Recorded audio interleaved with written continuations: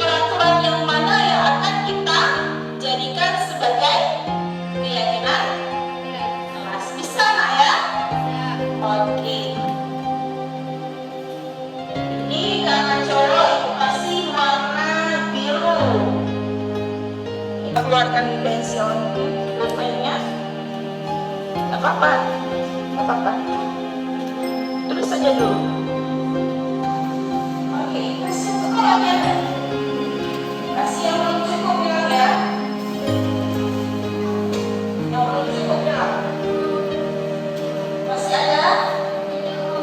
Masih ada? Oke, kasih. Nah, untuk anak perempuan, nggak apa-apa. Untuk anak perempuan pink ya. Nggak usah.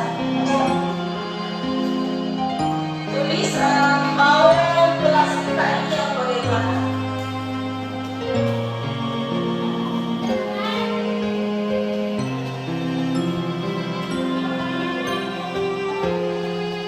Silakan ibu, silakan tulis. Pakai buku di bawahnya biar enak tulisnya. Pakai buku di bawahnya biar enak tulisnya. Tulis terus. Bagaimana mau kelasnya? Mau kelas yang indah, yang tidak.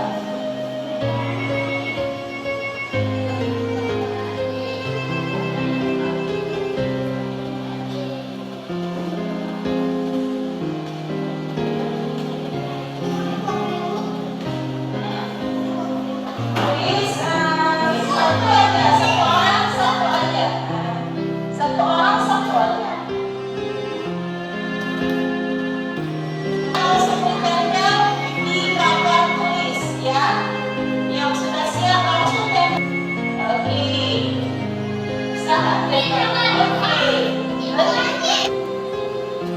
Ya sudah siap langsung ditempel ya.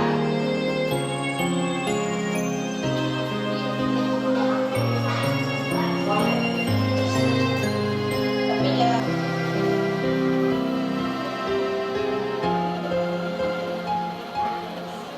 Ya.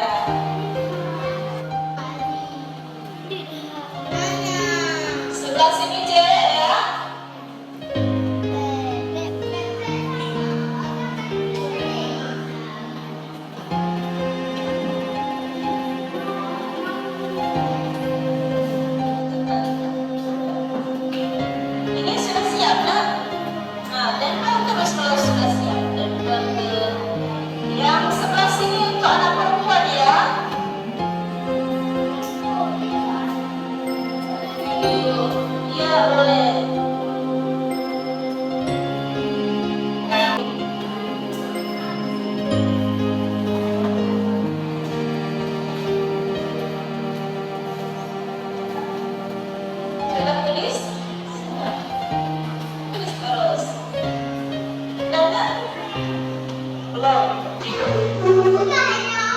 Apa tulis saja.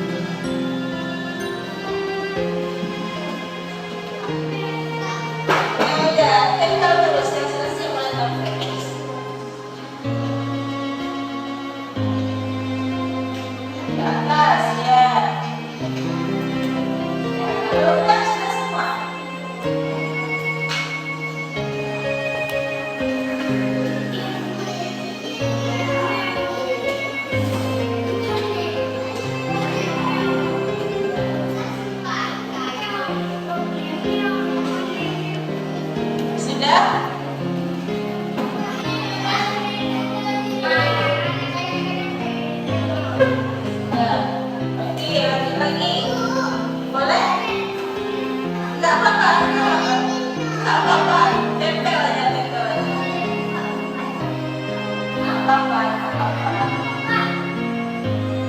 oke. Ada lagi nggak? Sekolah, guys? Ya. Ini bisa nggak ya? Bisa. Oke, sudah semuanya. Sudah. Oh, sih. Rahmat belum ya? Rahmat Nusyol. Oke, Fatin Rahmat. Yang tulis ya, Rahmat ini. Oke, udah semua? Udah. Tepuk tangan dulu untuk kita semua. Nah, sekarang tugasnya anak-anak itu membacakan apa yang sudah ditulis. Ibu mau dari satu orang, yang anak laki-laki, satu orang anak perempuan. Tahu ibu dari anak laki-laki siapa yang mau bantu? Oke, bantu. Maunya kelas yang bagaimana? Baca yang pertama. Oke, lagi. Kelas 3. Lagi.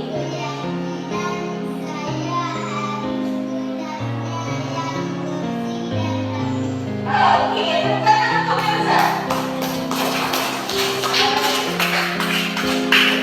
Itu sudah dibacakan.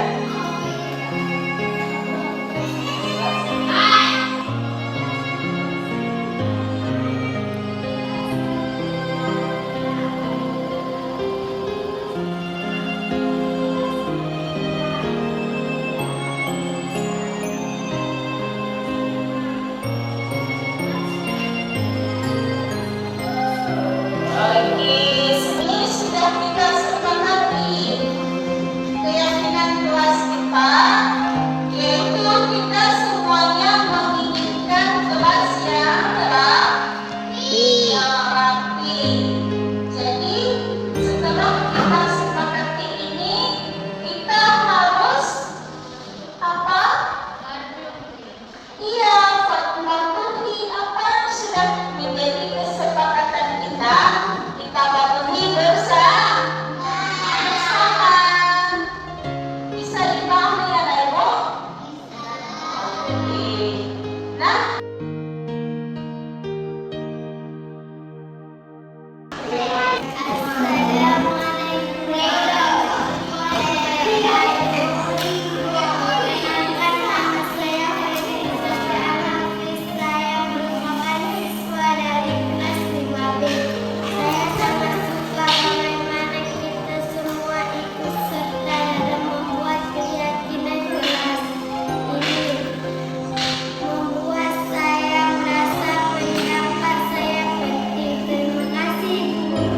Assalamualaikum warahmatullahi wabarakatuh.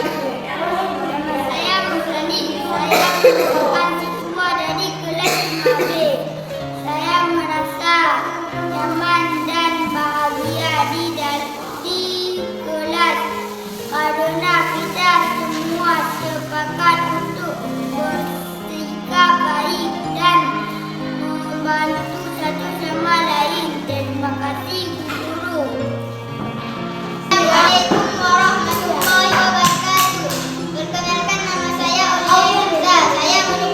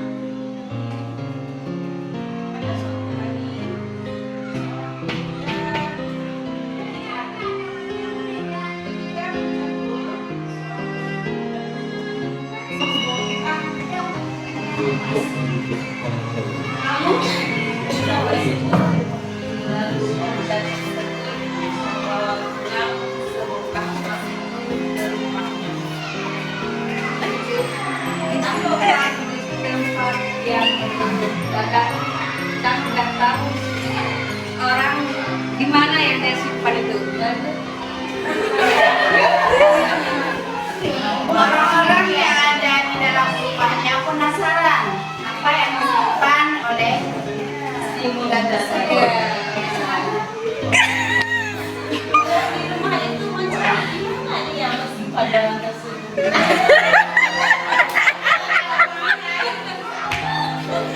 Lalu orang di situ mencari orang yang disimpan di dalam rumahnya.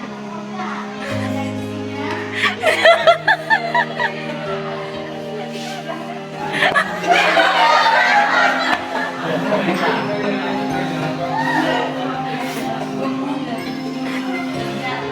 Yang dicari ternyata di dalamnya adalah sampah.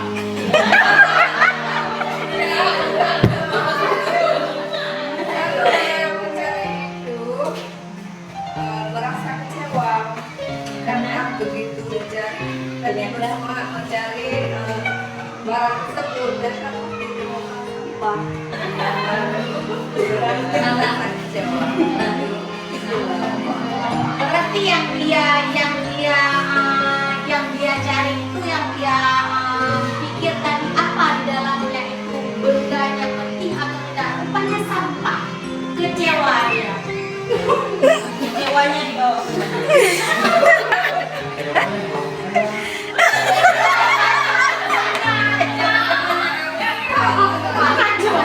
Sampah itu diambil dibuat kerajinan tangan. Waktu dia tahu yang bahwa dalamnya itu sampah, dia yang kelas mau keluar. Bukan ini berarti bukan diri saya. Assalamualaikum warahmatullahi wabarakatuh.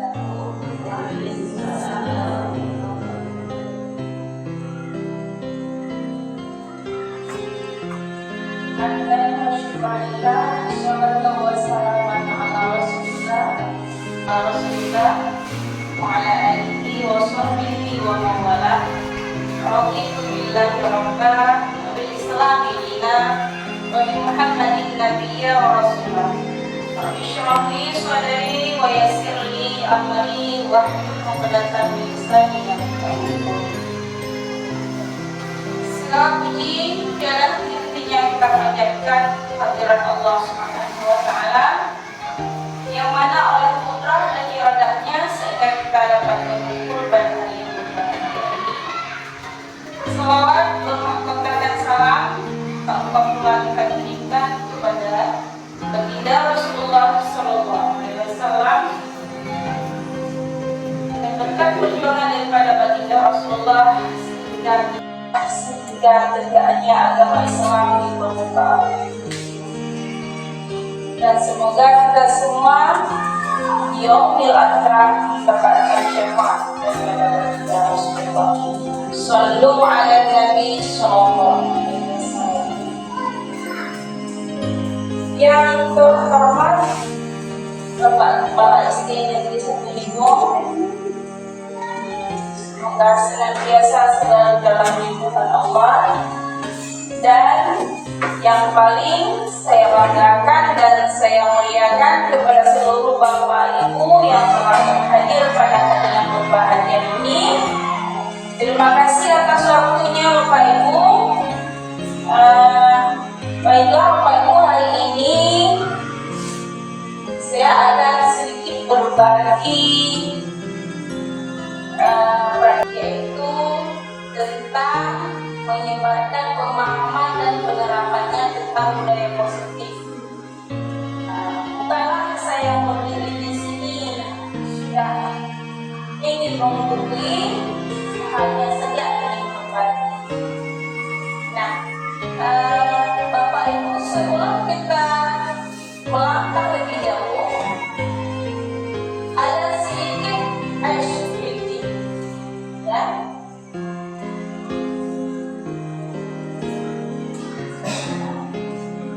Kita ice breaking dulu.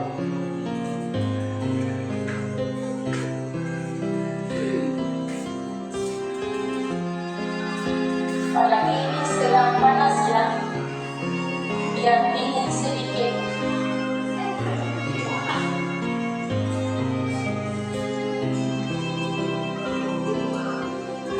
Coba.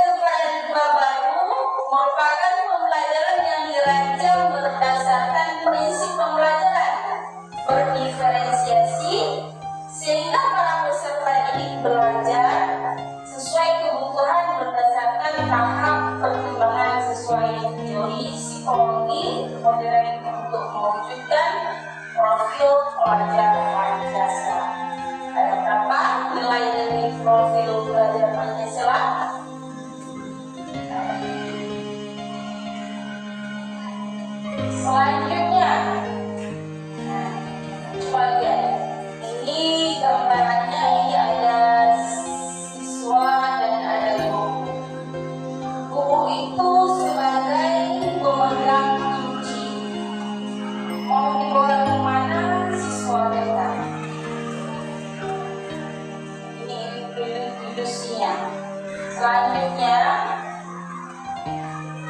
mengubah paradigma stimulasi respon ke pendekatan teori kontrol.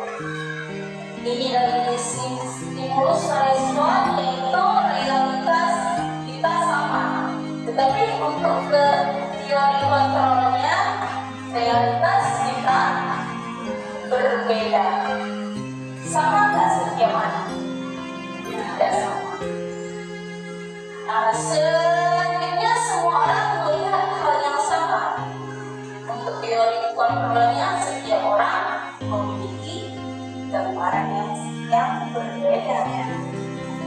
Jadi dalam kita memandang sesuatu tidak sama antara satu orang dengan orang lain. Ya.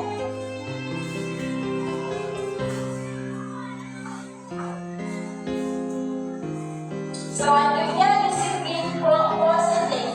Apa yang disiplin positif? Kita pernah mendengar, seringkali mendengar. Disiplin positif adalah suatu pendekatan untuk menerapkan disiplin diri anak tanpa hukuman dan adil. Disiplin positif perlu diterapkan baik dalam lingkungan keluarga maupun lingkungan sekolah. Dengan menerapkan disiplin positif diharapkan tidak keras kepada dan sebagai seorang pendidik, tujuan kita adalah menciptakan peserta didik yang memiliki disiplin diri sehingga mereka berperilaku mengacu pada nilai-nilai etika universal dan memiliki motivasi intrinsik dalam perubahan perilaku orang yang lebih baik. Apa itu motivasi intrinsik? Motivasi intrinsik itu anak-anak tanpa kita menyuruh mereka melakukan dengan sendirinya tanpa adanya perintah dari kesadaran diri mereka sendiri. Seperti halnya membuang sampah sembarangan, ada yang membuang sampah dengan sendirinya tanpa kita menyuruh mengutip siswa tersebut langsung dan membuang ke tempat sampah. Itu yang maksud dengan motivasi intrinsik.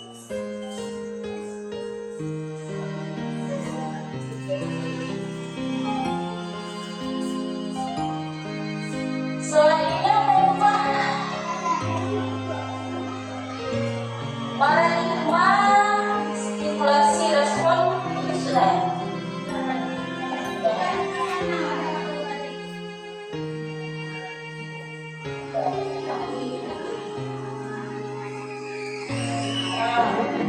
Selanjutnya, nilai-nilai kebajikan. Nilai yang disepakati bersama terlepas dari suku, bangsa, agama, bahasa maupun latar belakang. Ini ada nilai dari profil pelajar Pancasila, yaitu beriman dan bertakwa kepada Tuhan Yang Maha Esa, berakhlak mulia, berkebinekaan global, gotong royong, mandiri, kreatif dan bernalar kritis. Ada dari guru pribadi, program, toleransi, rasa hormat, integritas, mandiri, menghargai. Ini merupakan nilai-nilai kebajikan. Dan ada satu lagi, yaitu tentang keterampilan hidup atau life skill. Dapat dipercaya, lurus hati, pendengar yang aktif, tidak merendahkan orang lain, dan memberikan yang terbaik dari diri. Nah, ini adalah kebutuhan dasar manusia. Kebutuhan dasar manusia adalah segala sesuatu yang kita lakukan untuk mendapatkan apa yang kita inginkan. Seluruh tindakan yang kita lakukan memiliki tujuan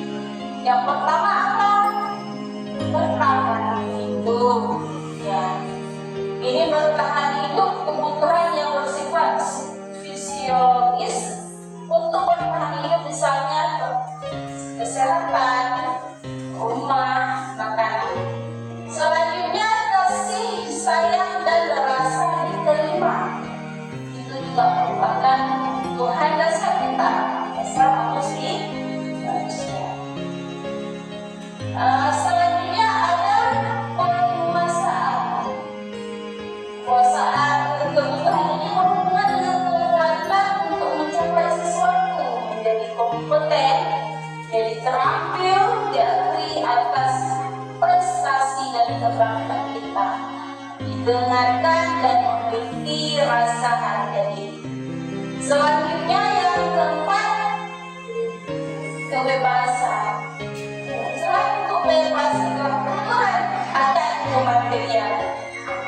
Otonomi, memiliki pilihan dan mampu mengendalikan arah hidup seorang. Anak-anak dengan kebutuhan kebebasan yang tinggi menginginkan pilihan.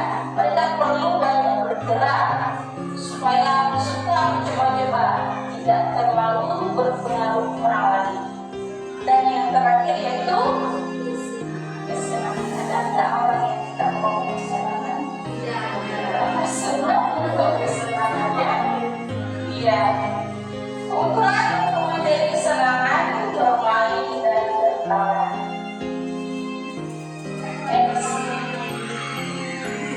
Selanjutnya, motivasi perilaku manusia. Jadi ada motivasi ekstrinsik dan ada motivasi intrinsik. Apa itu motivasi ekstrinsik?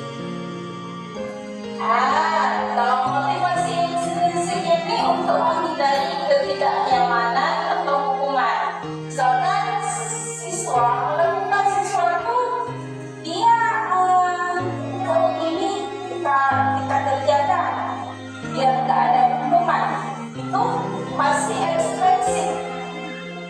Karena ada sesuatu ataupun saya ini ingin belajar dengan dia supaya dapat hadiah, itu masih motivasi ekstrinsik dari luar. Untuk mendapatkan imbalan atau penghargaan dari orang lain, itu merupakan motivasi ekstrinsik. Sedangkan motivasi yang kita inginkan dari sesuatu itu motivasi intrinsik. Apa itu motivasi intrinsik? Untuk menjadi orang yang mereka inginkan dan menghargai diri sendiri dengan nilai yang mereka percaya. Seperti contoh tadi, tanpa kita menyuruh, tanpa kita memberikan sesuatu, mereka dengan kesadaran sendiri melakukannya. Itu yang kita harapkan pada siswa kita. Selanjutnya, konsep disiplin mendekatkan restitusi. Sebuah cara menanamkan disiplin positif pada murid. Pengertian restitusi, apa itu restitusi? Orang tidak tahu ya, restitusi. Ada ya, restitusi adalah proses menciptakan kondisi bagi murid untuk memperbaiki kesalahan mereka sehingga mereka bisa kembali kepada kelompok mereka dengan karakter yang benar. Setiap kita tidak ada yang tidak melakukan kesalahan. Juga dengan siswa kita semua pernah melakukan kesalahan. Tapi dari kesalahan itu usaha kita berubah ke arah yang lebih baik. Selanjutnya, ciri-ciri restitusi.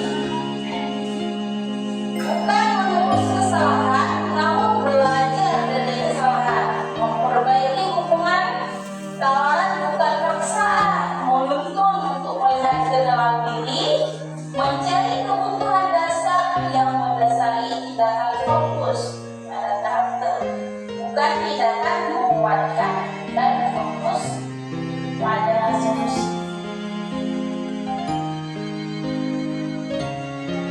Selanjutnya, ini ada hubungan, ada penghargaan. Kalau hubungan menyakitkan, tidak nyaman, murid takut, memaksa murid, menyembunyikan kesalahan murid, menjadi rendah diri. Sedangkan penghargaan tidak efektif, merusak hubungan, yang ada sifat ini ya, ada sifat yang membandingkan kreativitas berhubung dengan sistem ranking. Makanya sekarang kan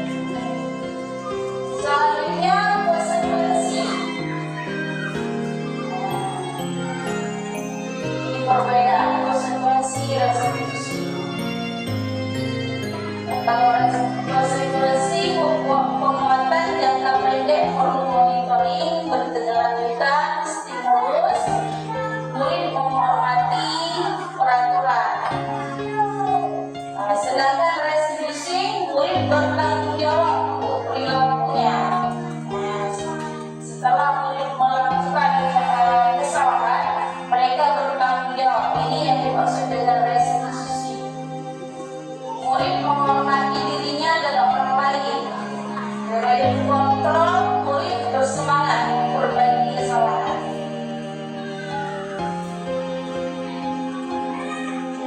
Ini ada contoh perbedaan kalau hukuman bagaimana, konsekuensi bagaimana, dan restitusi yang bagaimana. Contoh, siswa sering tidak mengerjakan PR. Kalau dalam konsepnya ini hukuman, guru menghukum siswa tersebut hormat bendera selama 10 menit. Itu merupakan hukuman. Ini perbedaan di antara tiga. Kalau konsekuensi, kalau misalnya seandainya siswa sudah mengerjakan PR, guru memberikan konsekuensi untuk mengerjakan PR-nya saat istirahat. Itu merupakan konsekuensi. Sedangkan yang kita perlukan adalah restitusi. Ini yang kita perlukan, yaitu guru menanyakan keadaan kelas dirinya dan membantu siswa menyelesaikan masalahnya. Guru terbuka dan siswa menghormati dirinya dan orang lain. Ini guru menanyakan keadaan kelas, kan? Makanya sebelum kita mulai pembelajaran kita di awal pembelajaran, kita melakukan keyakinan kelas, ya. Kita sepakati dengan siswa keyakinan yang bagaimana di dalam kelas kita yang akan kita jalankan. Itu nanti siswa, karena saya sudah pernah melaksanakan di kelas, misalnya ada kelas berikut, ya, langsung saya tegur. Waktu kita bekerja dengan kelas, bagaimana yang kalian tulis?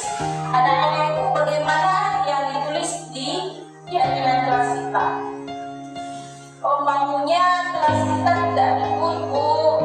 Oh, mereka akan ingat. Apalagi kalau keyakinan kelas tersebut kita kayak nempel tinggi.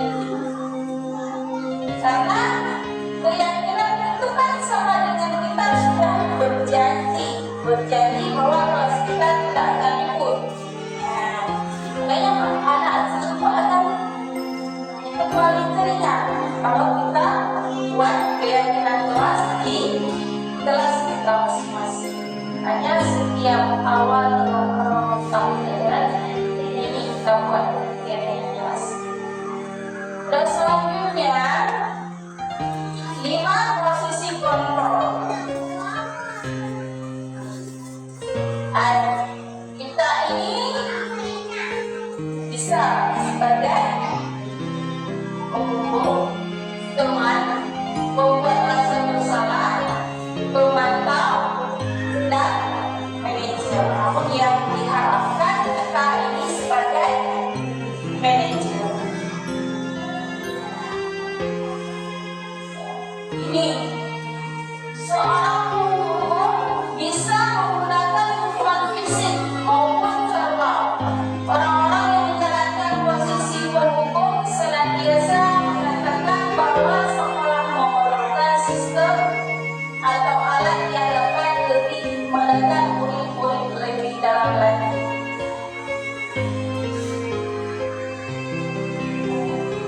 Kalau membuat merasa bersalah, juga posisi biasanya guru akan bersuara lebih lembut.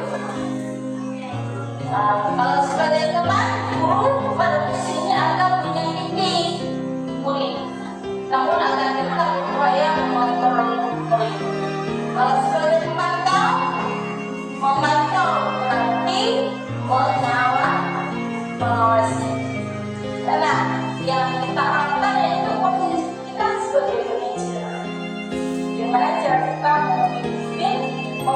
posisi anak-anak peserta didik kita, yaitu posisi di mana guru berbuat sesuatu bersama dengan murid, seperti tadi wakil yang sekelas bukan dari guru, dari kesepakatan siswa dan murid. Yang selanjutnya ini contoh penerapan 5 posisi kontrol. Ini ada kasus siswa tidak memakai atribut lengkap saat upacara. Kalau sebagai penghukum, guru akan berkata, patuhi aturan sekolah atau berdiri di depan barisan. Itu kalau sebagai penghukum. Selanjutnya, kalau sebagai guru berperan sebagai pembuat rasa bersalah, berapa kali guru harus memberitahu ibu kecewa sama kamu. Kalau sebagai teman, ayolah yang tertib, buat ibu bangga. Kali ini tidak apa-apa salah. Tapi kalau sebagai teman, teman ini ya, setelah itu dirangkul itu sebagai teman. Selanjutnya sebagai pemantau, kamu sudah melanggar apa peraturan dan konsekuensi. Pertanyakan kepada siswa, kamu itu sudah melanggar apa peraturan dan konsekuensi. Selanjutnya sebagai manajer, ini yang kita harapkan. Apakah kamu tahu kesalahanmu? Kira-kira bagaimana kamu akan memperbaiki kesalahan? Ya, ini yang kita harapkan sebagai manajer. Nah, sudah panas lagi, boleh kita tes dulu lagi.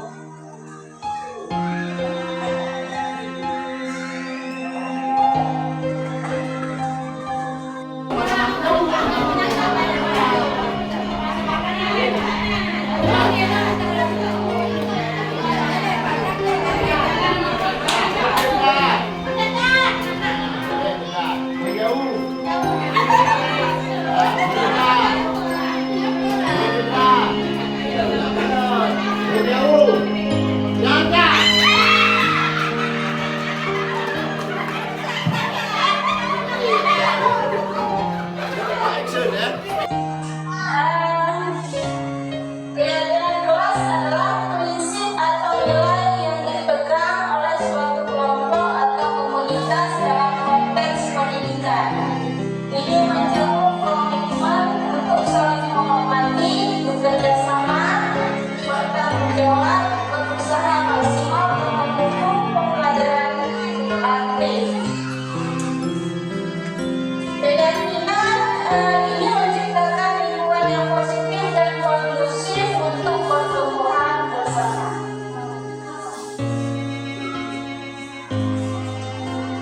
Selanjutnya, pembentukan keyakinan kelas. Dalam membentuk keyakinan kelas, yaitu bersikap abstrak, berupa pernyataan universal, dimuat dalam pernyataan positif. Sedikit saja agar mudah ingat, tidak usah terlalu banyak dalam membuat keyakinan kelas. Sesuai dengan kondisi kelas dan sekolah sehingga mudah diterapkan. Semua warga sekolah, warga kelas dilibatkan saat membuat keyakinan kelas. Ya.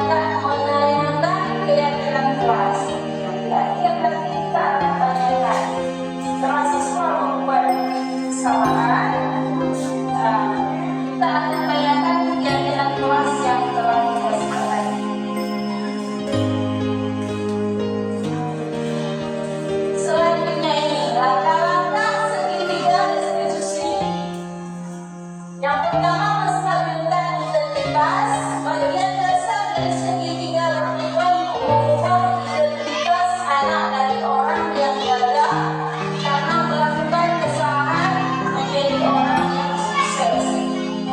Berbuat kesalahan itu tidak apa-apa. Nah, tidak ada manusia yang sempurna. Saya juga pernah melakukan kesalahan. Kita bisa menyelesaikan. Ini termasuk dalam menstabilkan identitas. Yang kedua yaitu validasi tindakan yang salah.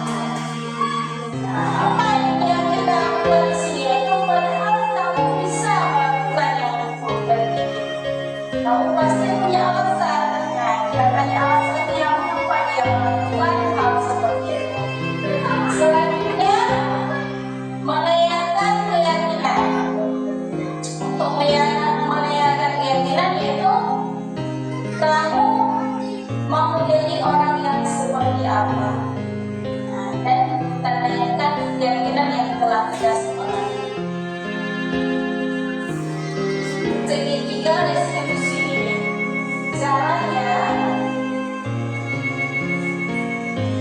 caranya ini ada percakapan. Satu berperan sebagai guru, satu lagi berperan sebagai murid. Ini ada dua, boleh dua kelompok aja. Satu kelompok tentang kesalahannya membuang sampah sembarangan. Satu kelompok lagi tentang mengejek orang tua kawannya.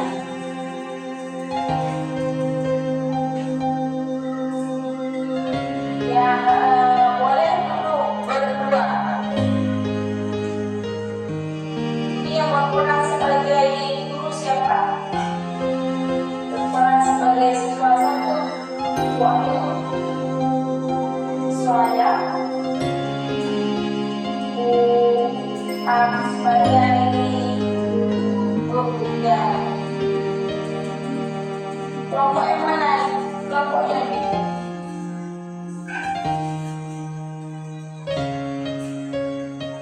Bikin Pak aja.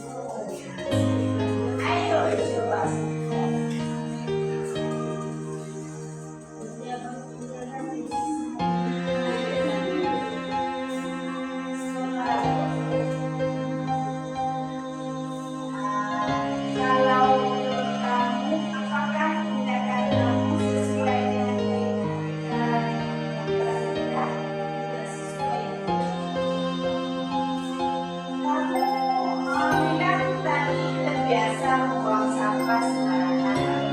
Kalau akan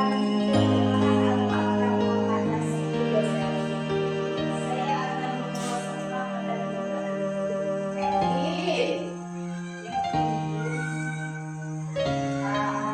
kamu bisa melakukan.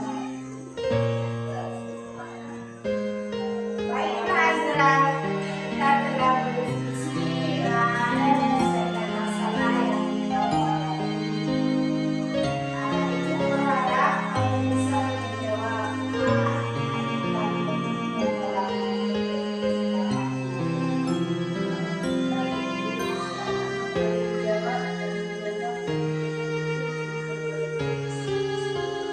Baiklah, Azra, saya hargai keputusanmu. Sekarang kamu berdua.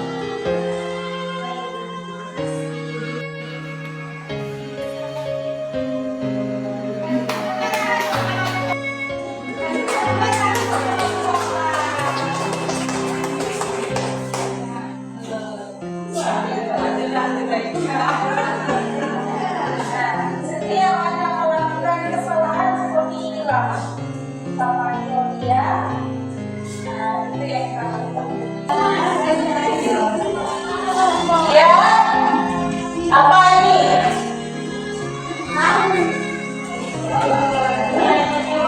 Ayo, apa? Dari lawan. Fokus lagi.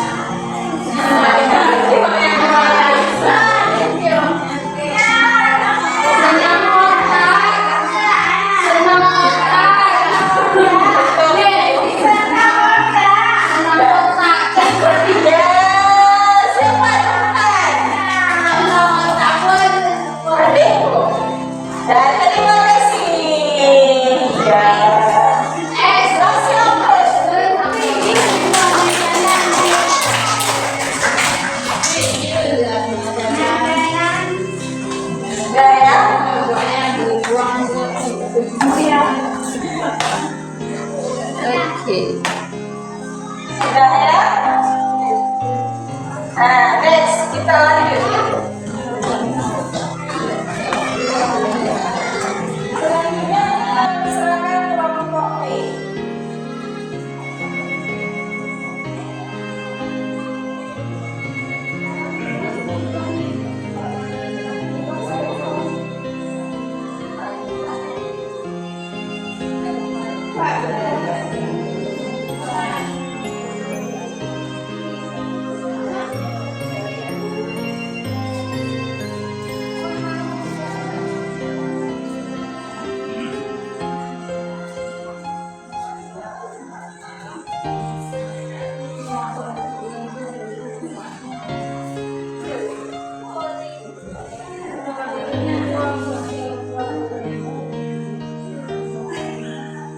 Kita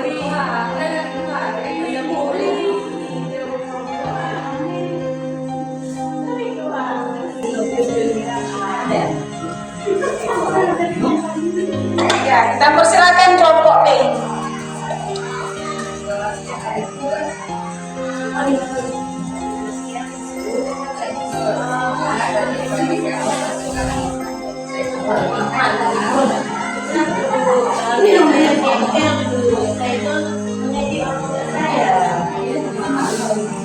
Kita pasti kesal sama orang lain. Iya Bu, itulah. Maka saya cerita dengan saya dulu. Lalu apa yang kamu lakukan? Karena saya itu terus saja mengejar. Kemudian saya ada kelas, tulis saya itu dan kasih. Kamu melakukan hal itu tapi ada alasannya. Ya dulu saya harus saya orang tua saya. Saya ini sudah berubah. Akhirnya saya lempar buku tulis saya dulu biar tahu rasanya. Jika tidak sudah makan, hanya melempar dulu. Apakah kamu yang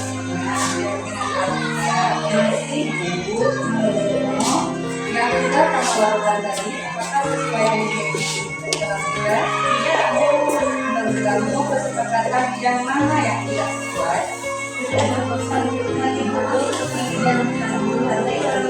Kamu yakin dengan yang baik itu? Saya terlalu emosi. Apakah kamu belum memperbaiki masalah ini? Karena Terus, apa yang akan kamu lakukan untuk memperbaiki masalah ini? saya mencoba minta maaf kedepannya saya belajar lebih sabar, lebih menghormati dan menghargai orang lain. Kamu tidak bisa menyelesaikan masalah maka dalam setelah ini ibu juga akan memanggil dan saya itu mengalami untuk meminta maaf dan mencoba perbuatan yang tidak baik. Terima kasih Bu, sama-sama. Luar biasa.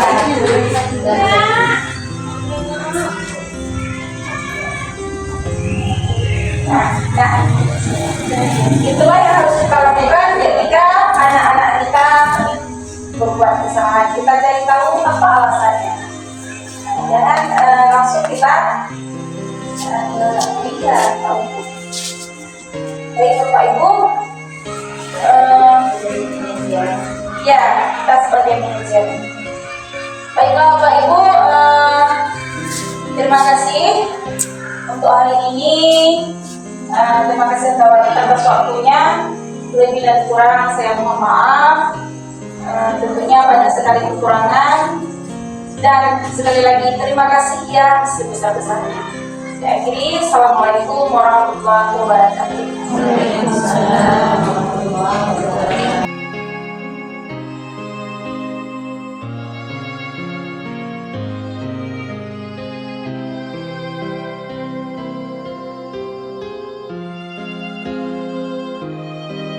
Warahmatullahi wabarakatuh.